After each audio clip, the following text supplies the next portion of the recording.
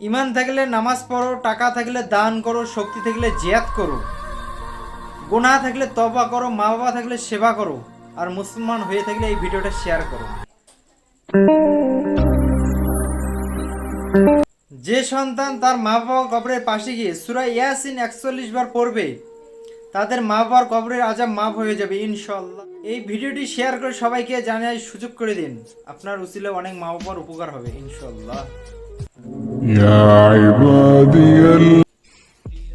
গাছের বয়স বেশি হয়ে গেলে তা কাটবেন না। গাছটি ফল দিতে না পারলে ছায়া ঠিকই দিবে। তেমনি মা বাবা বৃদ্ধ হয়ে গেলে তাকে অবহেলা করবেন না, কারণ মা বাবা পয়সা দিতে না পারলে দোয়া ঠিকই করবে।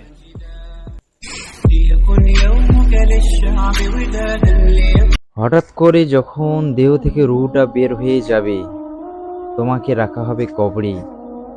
সেদিন বুঝে আসবে এক ওয়াক্ত নামাজের কত মূল্য। পুরা দুনিয়ার জন্য মায়ার জন্য পড়ে আছো, শুধু দুনিয়া দুনিয়া দুনিয়া। সেদিন তোমার দুনিয়া কাজে আসবে না।